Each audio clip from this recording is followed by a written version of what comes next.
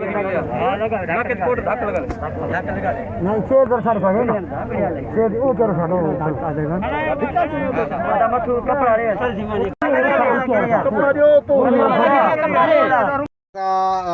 ॾींहं खां गुम थियल अली हसन पिताफी जेको वल्द लधो पिताफी जेको 5 ॾींहं खां मुसलसिल गुम हुयो ऐं हुनजी ॻोल्हा जेका डेज़र्ट मैनर में कई वई 5 ॾींहं खां लगातार ऐं लाश कोन लभे पियो।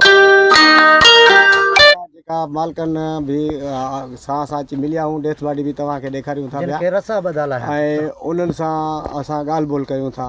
अस्सलाम वालेकुम। वालेकुम सलाम। सही जेको इहो 5 ॾींहं खां गुम हुयो अली हसन तव्हां छा थींदो आहे? वो सौटरा असांजो अदा अदा इहो कीअं तव्हांखे इन जी डेथ बॉडी मिली आहे कहिड़ी हालत में मिली आहे? 5 ॾींहं पूरी संगत असां सां गॾु हुई जी जी ॻोल्हींदा रहिया आहियूं। अॼु तक़रीबन असांखे हिते मिलियो आहे कालवारी पुलनि जे लॻ जी जी जिन जा हथ ऐं पेर ॿधल आहिनि। जी जी इहो असांजो माण्हू क़तल थी वियो। जी बिल्कुलु। अच्छा अवां वाक़िया खे क़तल ॾिसो पिया? बिल्कुलु पूरी दुनिया ॾिसे पई। चढ़ो असां त न भा पूरी दुनिया 400-500 माण्हू आहे उन्हनि सां गॾु।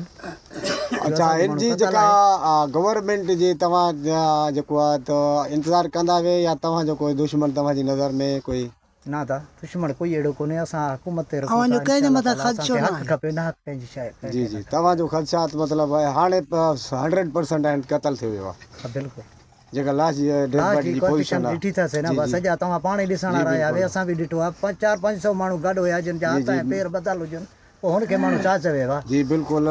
हुनखां जेको खून बि वहे पियो असां ॾिठोसीं। तव्हां पाण ॾिठो न? बिल्कुलु असां जहिड़ा न हुयासीं त असां सोशल मीडिया ते सभिनी ॾिठो छड़ो असां न सोशल मीडिया ते सभिनी दोस्तनि ॾिठो त हुनजो इहो बिल्कुलु इहा शइ तव्हां हाणे जेको आहे त कहिड़ी अपील कंदा SSP साहिब खां?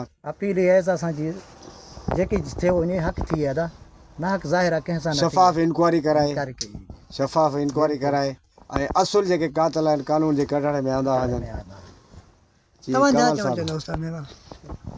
बिस्मिल्लाहिर्रहमानिर्रहीम। सब खां पहिरियों त तमामु सोशल मीडिया जे दोस्तनि जो ऐं साफ़ी दोस्तनि जो ख़ासि तौर ते प्रेस क्लब यालोन जी टीम जो निहायत दिलि सां मशहूरु आहियां जंहिं शार्टली कॉल ते असांजी कवरेज कई। ऐं तव्हांखे ॿुधाईंदो हलां त 5 ॾींहं पहिरियां ॻोठ हरणकोट महमूद पिताफी बि असां कोठींदा आहियूं। हरणकोट यानी पुराणो ॻोठ आहे।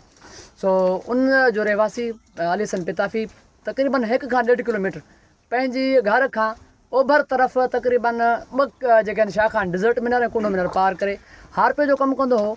5 ॾींहं पहिरियां उहो घरां जेको आहे त कोड वग़ैरह खणी करे फसल जी पोखाई लाइ निकितल हुयो। हीअ कणक जो सीज़न हले पियो। पोखाई खां बाद में जॾहिं वापसी अची रहियो हो त शाम ताईं उहो घर ताईं न पहुतो। वारसनि पारां जेको आहे ॻोल्हा जारी कई वई। बाबा मंझंदि जो माण्हू वियल आहे 1 खां तक़रीबन 1 बजे जो वियल आहे। हाणे शाम थी वई आहे जेको आहे त 1 खां 1.5 ताईं 2 ताईं जेको आहे उहो ज़मीन ते मौजूदु हुयो। वापसी में उहो सिज लथे ताईं कोन मोटियो त वारसनि पारां हुनजी ॻोल्हा कई वई ऐं पोइ असांखे सॼी राति असां ॻोल्हा कईसीं। तक़रीबन 10 बजा जेको आहे असांखे उन जी ॻोल्हा कंदे जेका कोडर मिली हुई जंहिं पुल तां उहो क्रॉसिंग कंदो हो उन मां असांखे जेको आहे माण्हू जॾहिं असां लाथासीं त उन जी असांखे निशानी तौरु कोडर मिली ऐं जंहिं पुल तां क्रॉस कंदो उते रसी ॿधल हुई। उहा रसी बि टुटल हुई। पोइ असां इहो ख़दशो ज़ाहिर कयोसीं थी सघे थो की इहो शाख जे ई हवाले थी वियो आहे पिरसन जो हूंदे या स्लिप थियो आहे। सो 5-8 किलोमीटर सां अॻिते वञी करे जिते इहो पाणी वञे पियो वाकर तरफ़ असां वियासीं ऐं उते उनजी असांखे हिकिड़ी जेको आहे त जुती बि असांखे मिली लुढ़ंदी सूरत में। सो उनखां बाद में असांखे 90% जेको आहे त असांखे कंफर्म थी वियो की हीअ ॿुॾी वियो आहे हादसो असां सां पेश आयो आहे। पर 5 ॾींहं गुज़रण खां पोइ जेको आहे त अॼु असांखे उनजी डेड बॉडी जेका आहे साॻी शाख में मिली आहे जंहिंजी सूरत हाल तव्हां वीडियो में बि ॾिसी सघो था की उनजे हथ यानी 2 ॿारनि सां जेको आहे त रसो ॿधल आहे। उहा तव्हांखे वीडियो में बि नज़र ईंदी। सो इन जी मुनासिबत सां ॾिठो वञे त तव्हांखे पहिरियां बि उनजा वुरसा असां बि उनजा वारिस आहियूं तव्हां बि उनजा वारिस आहियो की उन सां कोई जेको आहे त दुश्मनी कई वई आहे उनखे जेको आहे त क़तल कयो वियो आहे।